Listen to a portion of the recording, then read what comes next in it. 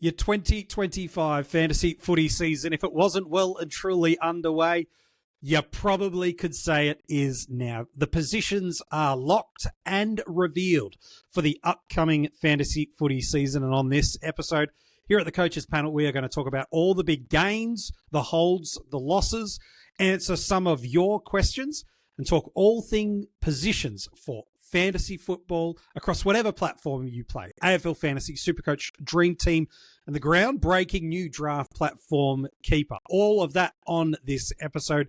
Joining me, though, from the Coaches Panel, a fellow, if you're watching the video, a fellow merch ripper on this episode, by the way. So looking very tidy, my friend. If you want to get your hands on some brand new Coaches Panel merch, you can. All the details in the description of this episode. But Jordox, the positions have landed.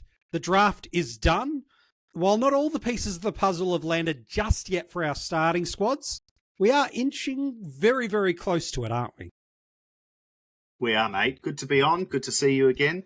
Yeah, it's starting to take shape, isn't it? Well, this is sort of the last piece of the puzzle just about for 2024 in terms of, as you said, the draft was last week. Now we've got positions. And yeah, it's fun because it's that time of year where some people start to switch off, and now we're switching back on and starting to think about things. So looking forward to going through what probably isn't a really surprising list of changes, but certainly plenty to discuss, and will provide some interesting strategies for next season.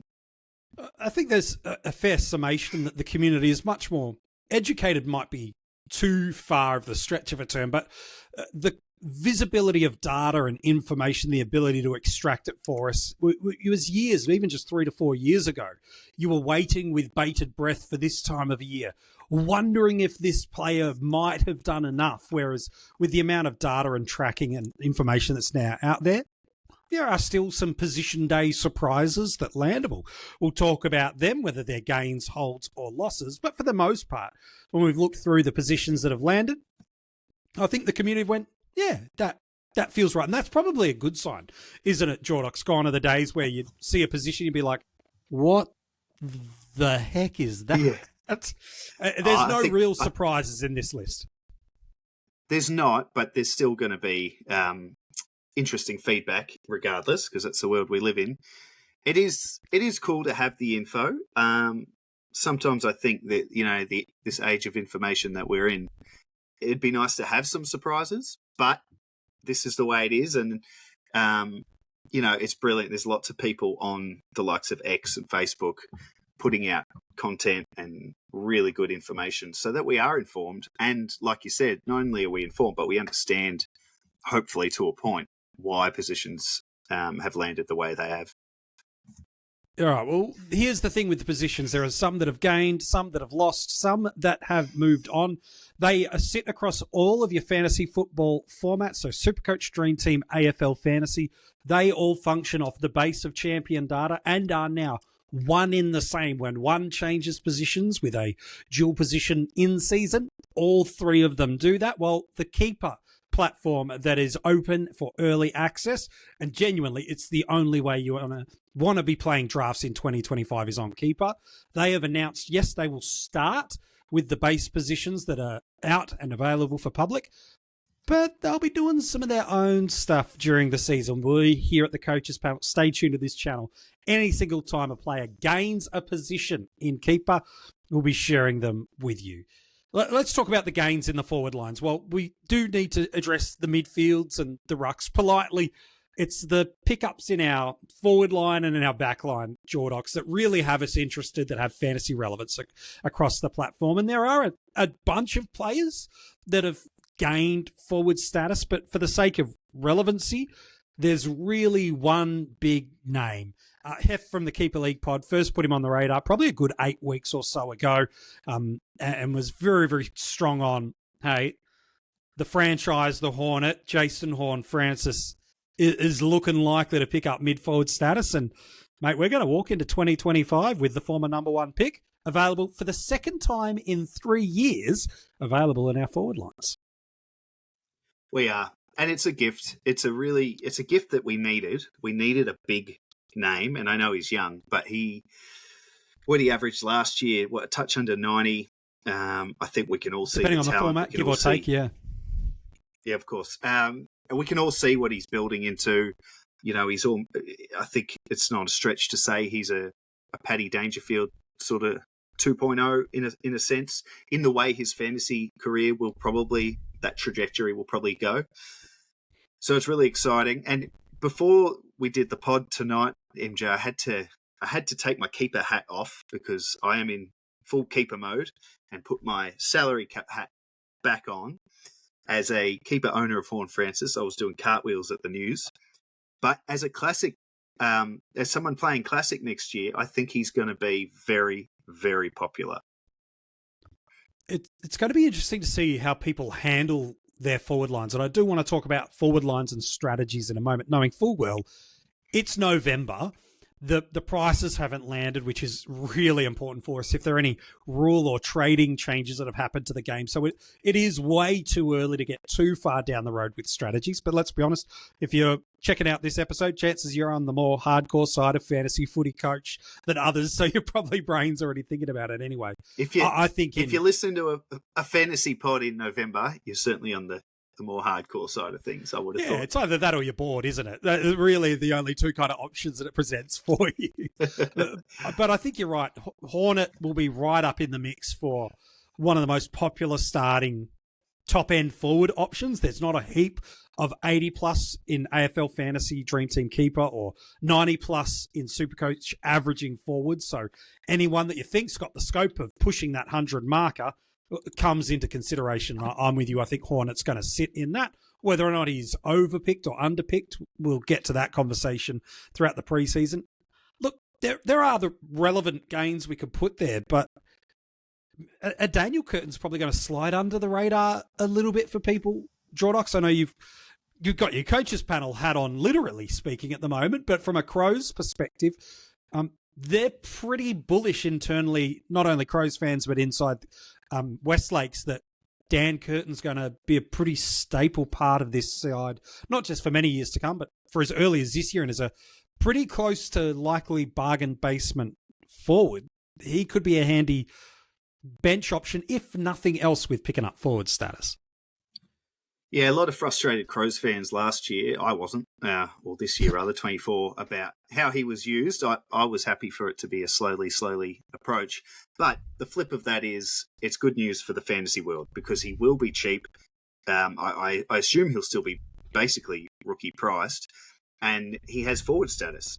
So when he does get on the field for the Crows, I think long term they see him as a midfielder. So it probably doesn't even matter. I'm not talking about him as an F6 type, but certainly as a cash cow. I'm not sure what the options are in the forward line. We're not going to know probably until, the preseason has really got started on what our options are going to be for the cash cows. But certainly Curtin is a name that, pricked my interest when I saw he had got forward status. Yeah, I think the names that exited this previous season and are now landing in 25 that had forward eligibility to their name is really where the relevance conversation needs to sit. Brand new St Kilda player Jack McRae, he's a pure forward in 2025. Mateus Philippou was a pure forward last year. He's a mid forward, and had he not got that late season injury, we might have been looking at him as a pure midfielder only. So again, last season's pain can be this coming season's reward for us.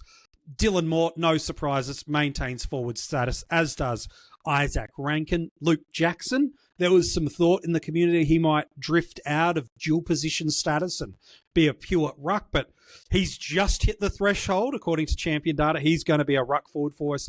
New Bulldog Matt Kennedy is a mid forward. Darcy Wilson probably caught a few people off guard that he was eligible again as a forward, but for keeper and draft coaches especially, that could be a little bit of a gift. Jai Simpkin, Riley Sanders, all these guys maintain mid-forward status.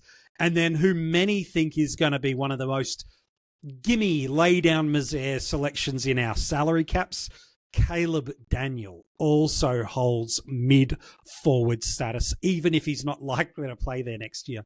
It's this pool of players that is largely going to be our M1 to 6. Of course, the other franchise the mullet himself, Bailey Smith, maintains mid-forward status. He was never losing it.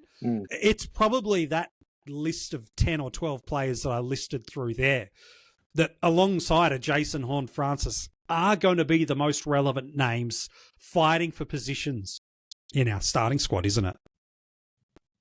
Definitely. And that there's a big crop, and you mentioned most of them there, of guys who held forward status, but also in the trade period found new homes. So what have we got? Matt Kennedy, Caleb Daniel, Liam Baker, Jack McRae, and then even Jack Graham, who's found a new home at West Coast. In the right role, he could be a real fantasy scorer. So, there's going to be a lot of options, and it's going to be a real hot watch over the summer to see which ones are burning up the track, as they always say. But yeah, I think I'm not going to say we're spoilt for choice, because we're certainly not at the top end. But part of the fun of the game, particularly Classic, is picking those mid prices that are going to end up as top 6. So if you can nail, 2 or 3 out of those guys that we've just sort of talked about, and they go on to be top 6 guys, what a leg up you've got in the competition already. Yeah, it's true. Look, the other name that has some relevance in the community is Luke Parker. Again, he'll be priced at his 2022 or 2023 average, not his 2024, should I say. It's always the previous 2 due to the injury setback and missed chunk of the year with suspension, but he won't be priced off what he did for us last year. So there's a bunch of names, but I think people in the community, I do want to talk strategy and some losses in a second, but I think politely when it comes to our forward lines this year, it's going to be similar to what we experienced in 2023. And what I mean by that is not premiums from F1 to F5, but I think what we all learnt and took away from last year was, man, we kind of all ended up picking a pretty similar pool of players. Like it was Cornelio, Taranto, Dunkley, Rosie, Butters. It was like, man, pick 4 of those 5. That's your starting squad. Goulden was the other one from that year. And away you go. Whereas last year, there was that experimentation. It was Heaney, and then it kind of diverged a lot from there. But I think just looking through those names, there does feel like a way too early crowd bias towards, okay, Bailey Smith, value I can't ignore, he's in. The narrative around McRae back in the mid and value, he's in. Philippou, the narrative of him in the mids last year, super value, he's in. Horne-Francis, Caleb, probably the best. Daniel, all of that. It does feel like it is November, but the community in their mind has already gone, forward line locked. Let's experiment in the other positions a little bit.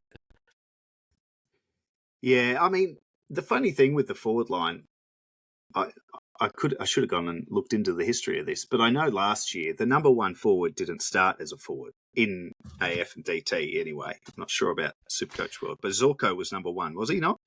Yeah, he had forward status last year to start the year, but yeah, he did start.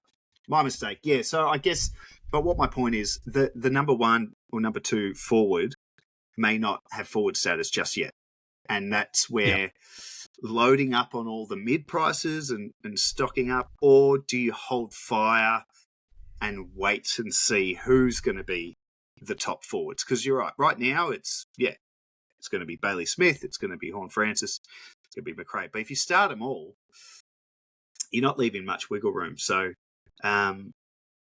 did Flanders start as a forward? I feel like someone picked up forward status last year and went on with it.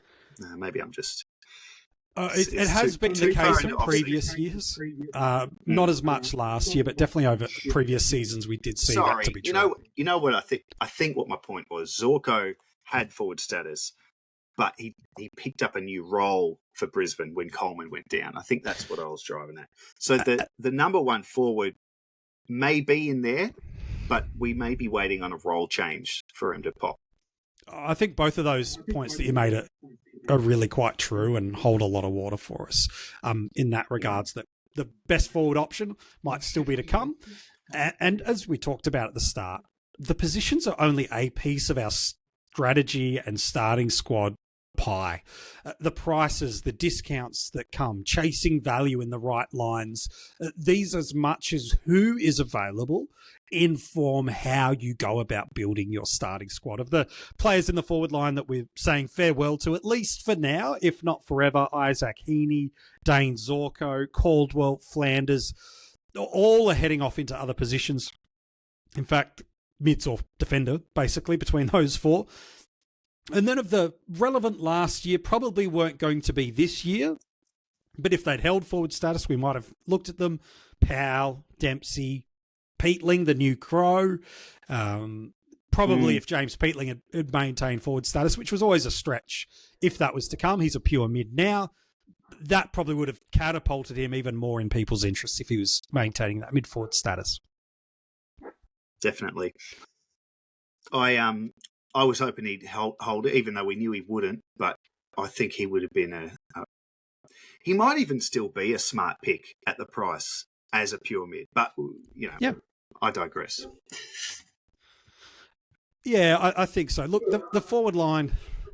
I said it 2 minutes ago. We're going to have very similar names and very similar selection cadence through there. I can't see a lot of deviation. Like a player like a Dylan Moore, for example, you go, well, how much upside is there for him from that position? And Isaac Rankin, how much upside of scoring is there from him?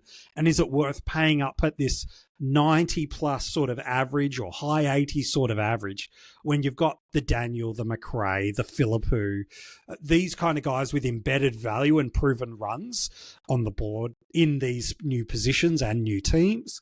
I do feel like it's going to be a pretty standard forward line, which is okay. It just means separation's got to come from other parts of the ground. Let's head into the back line then. We've already mentioned a couple of forwards last year that are defensive eligible for us. Flanders is a defender mid for us. So he's lost the mid-forward status. He's just flipped the other end of the ground. Zorko was a mid-forward last year. He's now a pure defender. Those are the two big premiums based off last year's scoring that have hit our back line. And then probably the name that I think people are secretly more excited about than they'd like to let on, but they've got a lot of unknowns about what this team is going to do, especially under a new coach and a failed premiership tilt last year. Let's be honest, 17 teams had a failed premiership tilt, so it's unfair on Sydney to just put it on them. But Callum Mills is a pure defender. If he can get back to a key distribution role or back in the guts, this could be an absolute barnstorming selection for a lot of the community. Yeah, I'm not even sure if there's ifs there. I think once his body's right, we're going to be reminded just how good a player he is.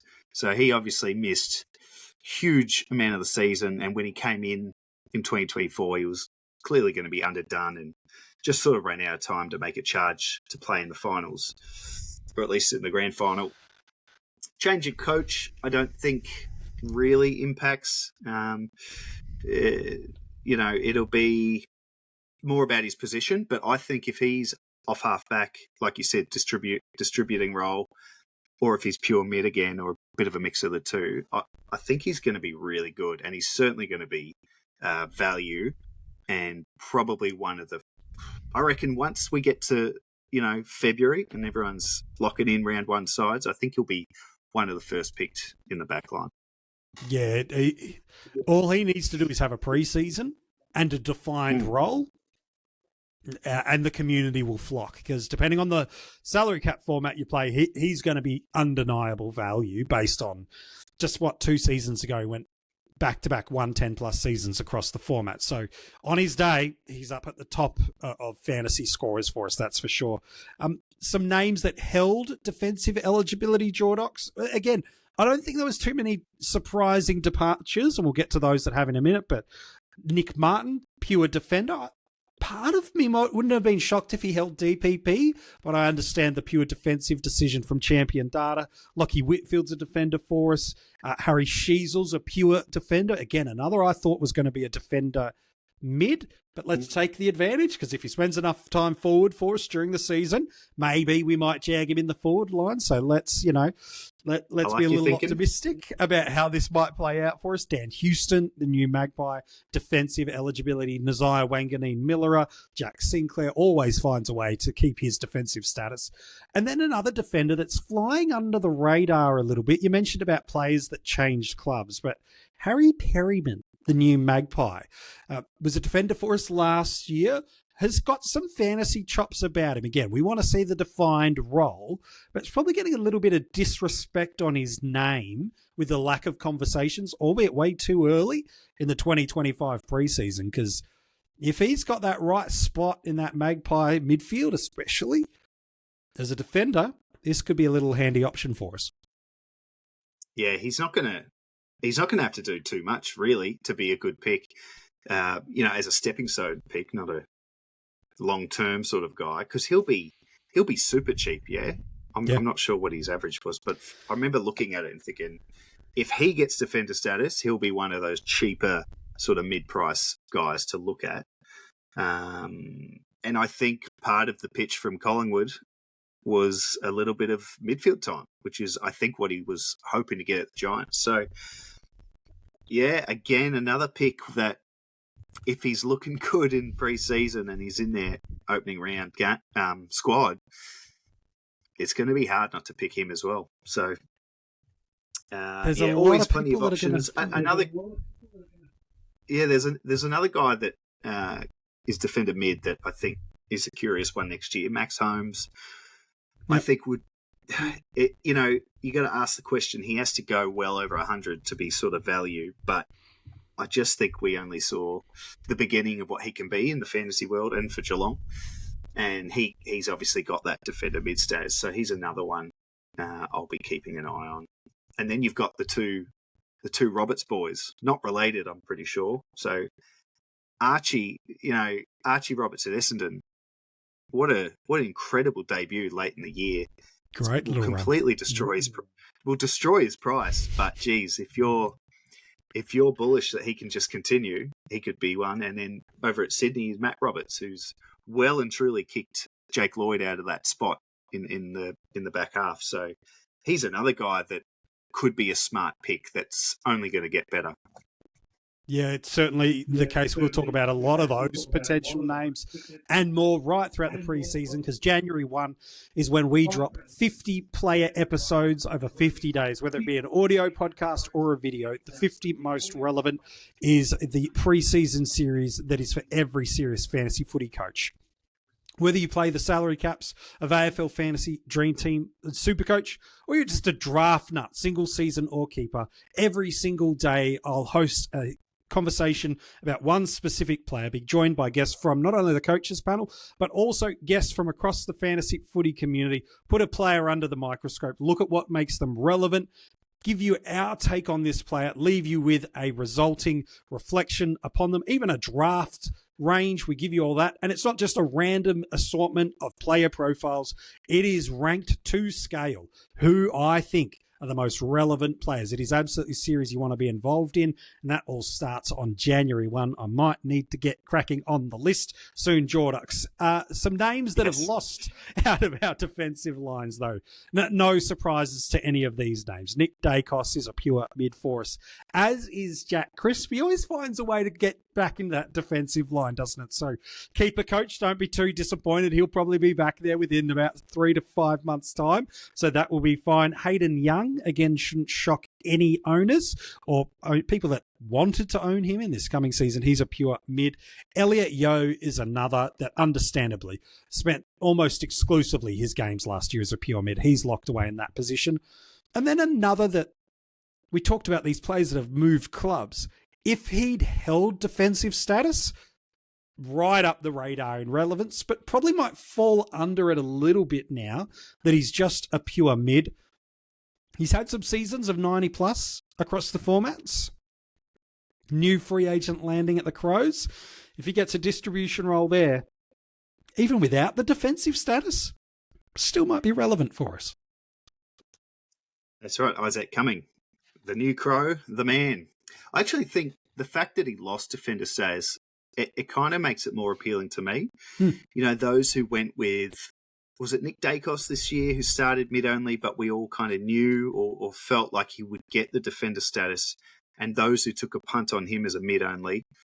Different sort of price range, I'm sure Cumming will be, you know, mid-pricer. But I like the idea of starting him in the midfield if you're confident in what the Crows are doing with him. There'll be an early DPP pickup because, like you said, he's got a 90-odd season in him historically. And, I think the Crows will be trying to get it in his hands. So yep. I like the fact that he's mid-only because very few people start him. But we could see him blitz the preseason and people will all lock him in at M5 knowing he'll get the defender status. So much can change in the next few months. Well, we saw that, didn't we, last year? You alluded to Nick Dacos a few years ago as one of those players. Just last year, it was Nick Martin, it was Colby McKerch, it was Max Holmes. These guys we're going to get them because we think it's coming. I'm always a little apprehensive about picking a player that you need 5-6 weeks of data, and a team like Adelaide are very quick to move the magnets around if things aren't winning for them. So that said, it's a consideration you have to have in November, isn't it? Looking at how that lands. Hey, I want to get to some questions that we've asked our Patreons and also put out on X. But before I do, first take, you've looked at the positions. They've been sitting on our desktops now and on our tablets and phones for the better part of 24 hours and looking through them. Is there any immediate first thought strategy reflections that come to you as you've looked at it again? We need to wait for the prices, and I can't stress that enough. If you're making starting squad selections without the price, you're not actually letting value in the salary cap sense be the guider of how your squad structure should be, not the positions. Don't fall in love in November and when you're meant to be getting married in March to these players. But is there something that you go, okay, I've seen this, and it's a strategy I'm now going to start to consider either more seriously or hadn't at all before now that you've seen some of these positions? No, because I think my mindset of how to play the game next year sort of developed more in the AFL trade period because, again, we talked about all those forwards that change clubs. Pretty much all of them have fantasy scoring in them. They've just been held back by role pretty much at the club or lack of game time or whatever it may be. So I guess my first insights when the positions dropped were pretty similar to what I've been thinking for a month now, is that the forward line's actually okay. Yeah, it's not fine. Anywhere near as bad as it probably feels because the very top primos aren't there. So I guess to that point, my thoughts are it's going to run similar to 2024 where you're going to spend a lot of your starting squad elsewhere. And yeah, but beyond that, I haven't, like I said, I've got my keeper hat on and I haven't been thinking about salary just too much. But with the positions out now, I've been able to really think about it. And I think it's going to be pretty similar regarding the forward line. One thing just quickly that I love every year is trying to pick the guy who is now pure mid that everyone will be scared of because he doesn't have the forward or defender status. I think if you can nail that, the depart, if you can stick with that guy, and we've seen them in the past, if you can nail that guy as the man in the midfield, it's such a great way to start with your starting squad. But apart from Nick Dacos, there's not really a whole lot of mid-only names like Caldwell or Heaney that are jumping out at me. Hayden Young, guys have lost EP that I'm like, oh, I might start him because everyone's jumped off. Dacos is probably the only one, and I don't think I'm the only one who might start Nick Dacos. So that's probably the only shift I've seen that I've thought of the last couple of days. Yeah, and fair enough to make that assumption. All right, let's jump into some of our questions before we look to wrap up this episode. If you like Jordox, though, and you've got your head well and truly into keeper, chances are it's because you've been experimenting and exploring your way inside Keeper AFL. It is the brand new draft platform. Whether you play a single season, a keeper, or a dynasty league, Keeper is, well, as far as I'm concerned, the best draft platform you can play. For keeper and dynasty coaches, everything you can think of doing as a commissioner can be done right inside the tool. You can get rid of those pesky spreadsheets. You can make the player moves that are sitting in there. The 2025 player positions are about to be reflected in the game for those that have early access. And really, if you can dream it, Keeper allows you to do it. Incredible customizations, the data history, the player profiling, everything you can think of. Make sure you check it out. All the details about Keeper. We did a launch episode with Ryan, the founder and creator of it, not too long ago. It is on this channel. Just go back and check out the episode. So if you're like, oh, yeah, I should get my head back into the Keeper game now that positions are landed. Do, as a commissioner or a draft player, I should check out Keeper. Absolutely, go and check it out. Some of the stuff that Ryan and his team have put together is incredible. And yes, the coaches panel will be exclusively dropping any additional player positions that come either in the preseason or during the season proper. Stay tuned to the coaches panel. We're teaming up with Keeper in 2025.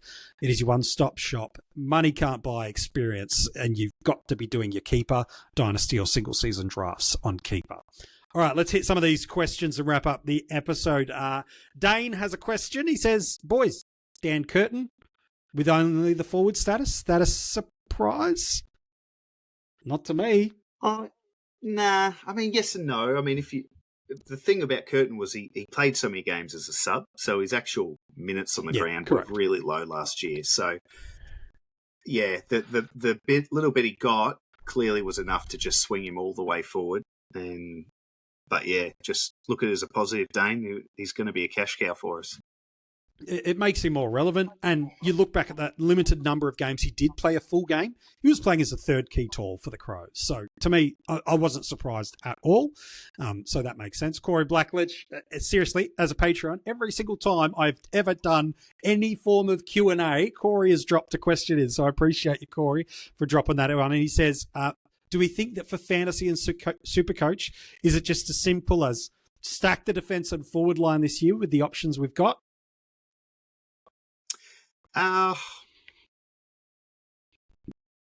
Not necessarily with the forward line. Like we sort of said before, I think in terms of spending your money, there's not really much to spend it on in the forward line. So I don't know if you can stack it in terms of the salary you use.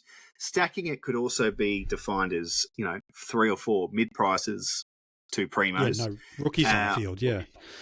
Yeah, but I'd like to wait and see on the forward line. Back line, I think the defence, I think you could make an argument that you could stack your defence, definitely, because there's a lot of known quantities back there. You could stack your defence. Going set and forget is a viable option this year. Not saying it's the option you should take, but it's a viable option this year. And always getting into that upper echelon of Uber premium mids is always handy. Whether or not it's valuable in the right starting squad option is another conversation. But if you got the cash, maybe that's the way. Nathan's next up for our Patreon questions. He says, are we surprised why the top-end rookies like Layla and Langford, and to an extent Ashcroft, only had mid status? Ashcroft for me absolutely should be a pure mid. There shouldn't even be a conversation. Just you watch what he did at under 18s level, from representing Vic right through to local football league and Coates. There was pure mid. There was never any going to be a question. Layla and probably more than Langford surprised me a little bit. Jordox, if I'm honest. I don't know about you, but just watching him at under 18s, there was a fair chunk of game he's spending inside forward 50. But I think he's a pretty high certainty to pick it up at that first DPP allocation for the year, if I'm honest. Yeah, and I'll always defer to you when it comes to the young crop, because I know you followed a lot closer than I do. I wasn't surprised, but I also didn't have a clue. So... Stuart's got a question. He says, now that positions have landed, is there any value type forwards that you could target in a keeper league?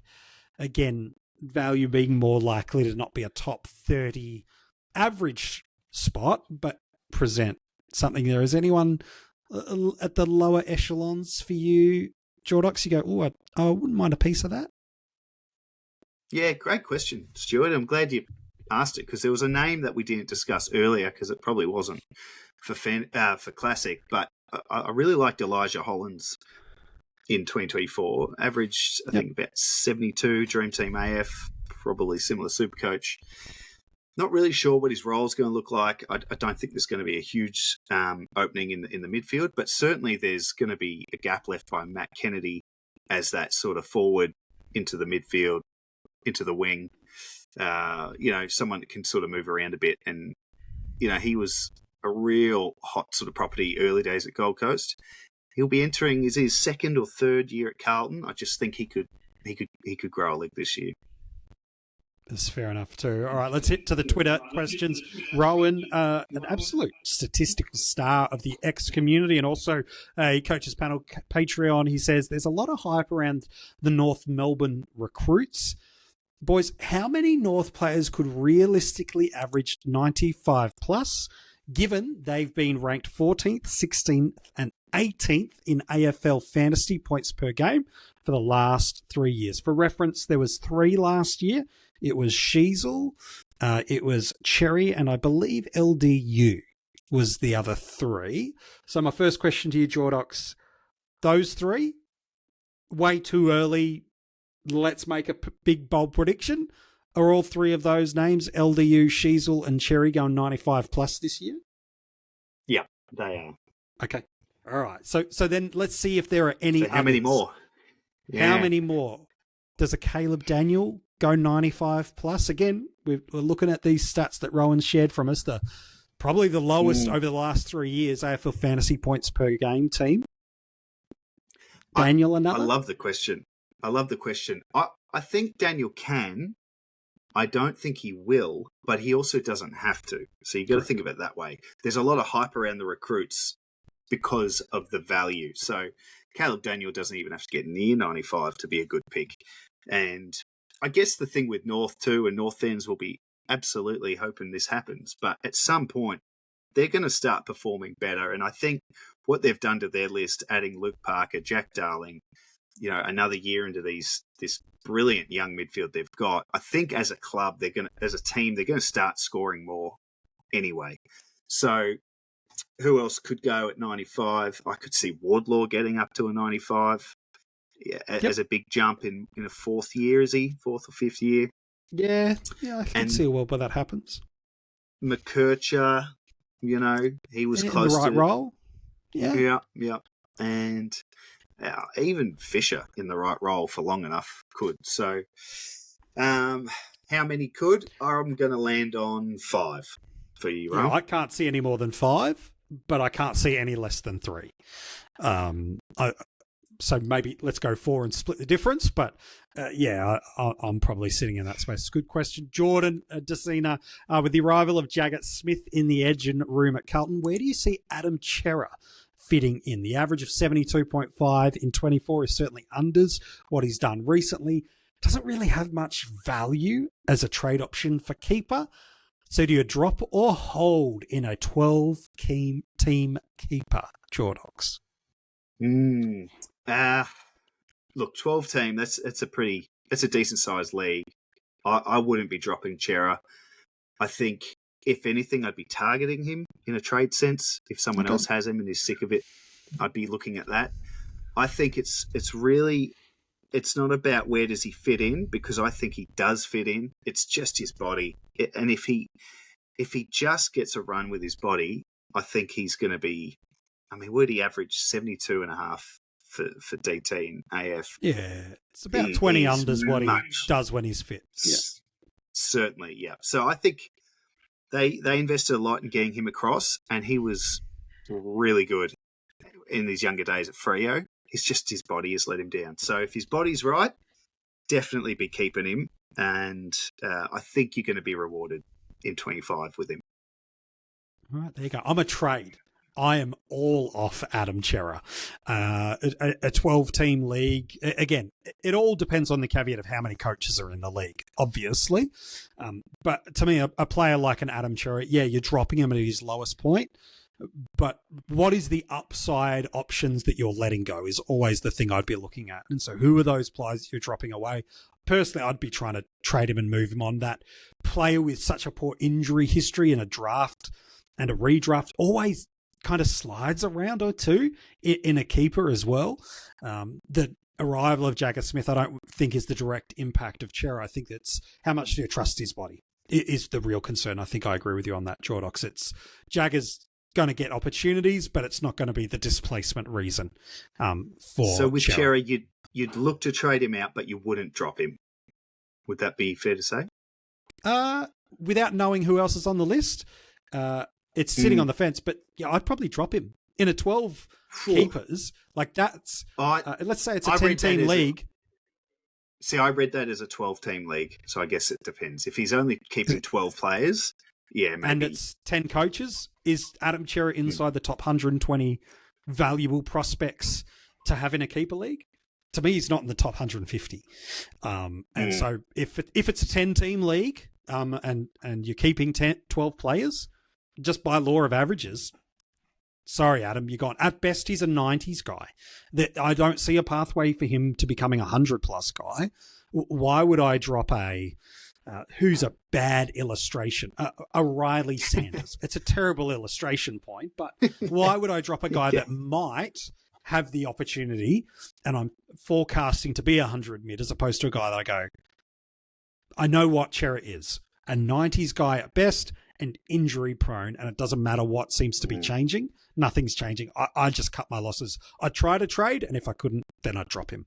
But I'm a bit more ruthless sometimes. Kai's jumped in off the back of Rowan's question about North Melbourne. He says he doesn't see there being any value for the whole North squad other than Daniel, Sheasel, O'Sullivan, Sherry. So the only recruits he'd be looking at is O'Sullivan and Daniel. I'm not big on O'Sullivan for fantasy this year. I'm just not. He's a high impact, low possession type of midfielder, and it's a midfield that's relatively stacked. If you follow the draft commentary throughout September, October, and November from Cal Toomey and others that were commenting on it, up until probably about a week and a half before the draft, it was they're splitting pick two. They don't need another mid. And it's because you mentioned all those names that are rolling through there. He is a point of difference midfielder for them. He's a much more impactful player. He can go forward, take overhead marks, kick goals, but he doesn't need 30 possessions to carve you up. He just needs 10 to 15. He's just that prolific of when he gets the ball, he'll hurt you, not prolific with how often he wins the ball. So I'm off O'Sullivan this year. I would have him late on my keeper draft prospects of this crop. There are others that I'd have. For me, I've got no interest in O'Sullivan at all this year. I know it's early, but we're in the interest of making predictions. Are there any other North guys very high price? Very high price. Yeah, that too. Yeah. Look, Luke Parker, I don't think is a starting player. I think let him find his feet, drop a little bit of coin, and then maybe he could hit some form and you could jump on. I also don't see Cherry as being value. I think he's going to be extremely expensive, but, pretty hard not to start him after how much fun owners had if they had him at the right time last year. For me, what I'm looking at North Melbourne is who's got those distribution roles. Daniel and who else? That is what I'm looking at.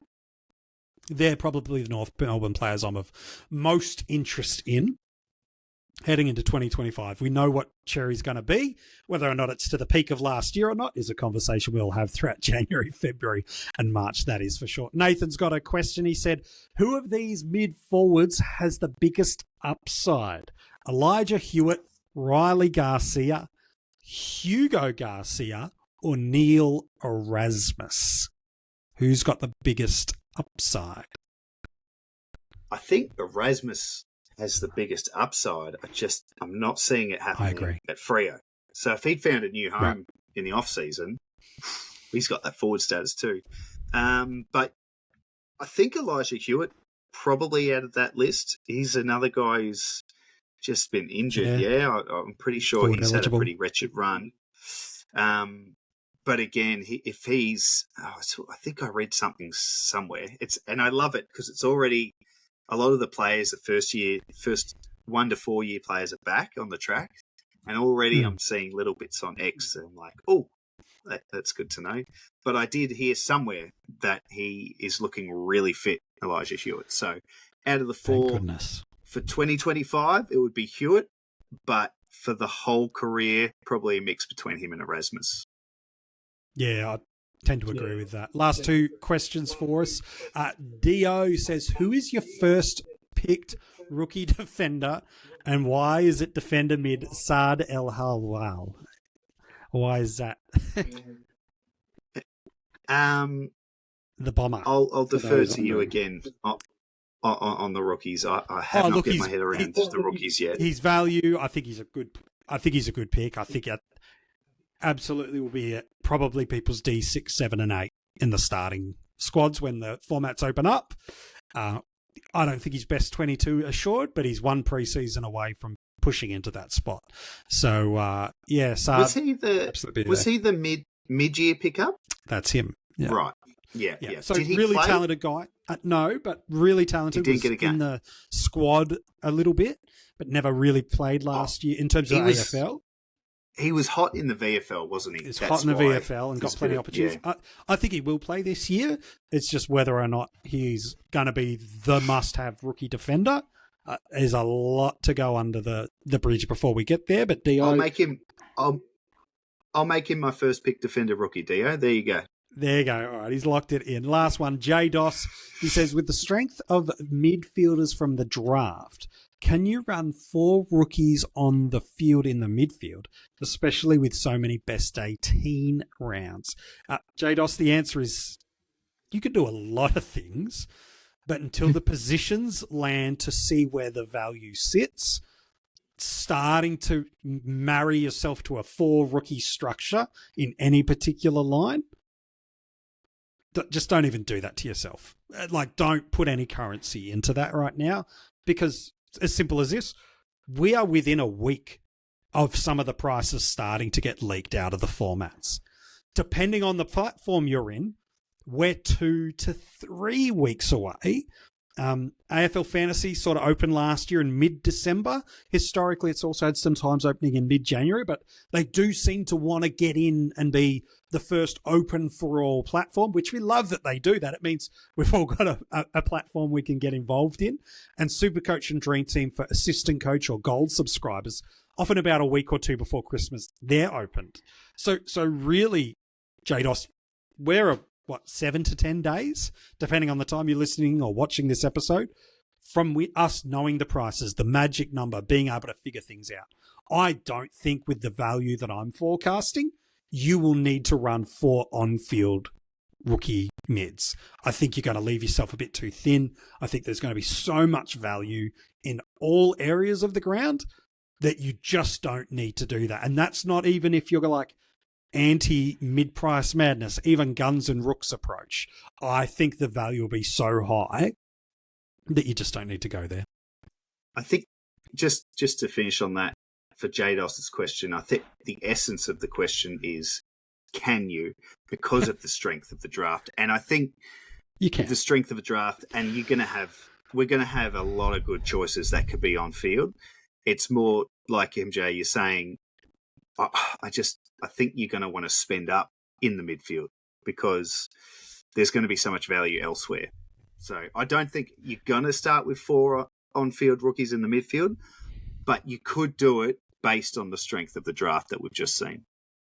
Yeah, you certainly could. It's got some feelings of when GWS and Gold Coast came into the league when we had just an abundance of plethora of rookies, and Richmond are the team that's going to give us so many cash cows this year, not just from the teams this year, but there's been a couple on the list that still haven't got an opportunity that they'll want to give that to. So to me, yes, you can do many things. Whether or not you should is probably a whole new conversation. So the positions are out, Jordox. Prices, we've mentioned, start to leak over the next week or so. While AFL Fantasy haven't confirmed when they will be open to public, history recently suggests mid-December is now their aim, and whether or not that lands to be determined. SuperCoach and Dream Team assistant coaches and gold subscribers, it's known. About 10 days before Christmas, that bad boy opens up for you. For the rest of the populace, mid-January, that's when it really opens up. Keeper, well, that's the draft platform that's open right now. If you've subscribed and got early access, you can load your teams in there right now. You can start allocating the picks. You can even start trading. The drafting capabilities are not turned on yet. It is in off-season mode. But all the things you want to be doing as a keeper league and a dynasty coach, you can do right now. So that is the landscape of what sits. And the next thing for us, Jordox, is to wait for the prices to see what changes come in the rules and the fixturings that the games give us, where the value really sits, and then we can start to really build our salary strategies, can't we? We can, and that was probably the one thing we didn't talk about, and that preceded the draft was the dropping of the fixture and what opening round's going to look like and what the early buys are going to look like, and the fact that there's now 5 mid-season buys. It's a lot to get your head around, but all of that will make up the pie that you said earlier about all the different pieces before we can then sit down and say, right, what does my starting squad in 25 look like? But we're getting close to it. Just got to get through Christmas and all that stuff, and then before we know it, mate, it's going to be here, and I can't bloody wait. Yeah, we're looking forward to it, mate. As always, a pleasure to talk fantasy footy with you, buddy. Thanks, mate. Good to be on. If you want to go and check out any of the episodes that we dropped right throughout the off-season, whether it be the player-by-player trade and free agency reviews, a fixture analysis, and more, wherever you're checking out this channel, you can go back and check that out. So if you're only just re-emerging from your fantasy footy hiatus and going, oh, have I missed anything? Yeah, there's dozens of episodes for you to go back out and check out, so you can make sure you do that. Over the coming weeks, as the pricing starts to leak, we'll be dropping that over on YouTube over the next couple of weeks. Keep an eye. I'll be sharing my way too early best lineups for SuperCoach and AFL Fantasy for the upcoming season. Once the positions are locked away with prices and the team pickers are out and AFL Fantasy is out, we'll start doing our way too early team reviews. And then, as I mentioned, January 1, the 50 most relevant. If you're a part of the coaches panel for more than one preseason, you know it, you love it. It's a staple of how you get yourself into preseason. If you've just discovered the coaches panel in the off-season or during season 2024, trust me, this may just be your favorite series you've ever gotten from us. The 50 most relevant, I'm almost done with the list. I'm almost happy with it. And from January 1, it all drops. Hey, thanks so much for tuning in. If you like this episode and you're watching on YouTube, comment below and let us know what player positions surprised you, and if it's changed any of the players that are in your starting squad selections. Turn the notifications on if you haven't already done so that every time we drop an episode, your device pings and go and check out some Coaches Panel. If you're listening to this as an audio podcast, make sure you subscribe, give it a 5-star rating, and inside the description of this episode is a ton of really important information for you. It's where you can get in touch with us across social media. X, Facebook, Instagram, and TikTok is where you can find us on those platforms. If you want to become a part of our Patreon, gain exclusive early access to a bunch of different things and hidden rewards and group chats and more, all the details for that are in our description, as well as the link to get yourself some fresh Coaches Panel merch, so that before season 25 gets underway, not only are you repping the Coaches Panel and supporting us, but you're looking good while you do it. Hey, thanks so much for tuning in. Season 2025 is well and truly building through the preseason. We can't wait to be back with you again real soon, talking about your fantasy footy season to come.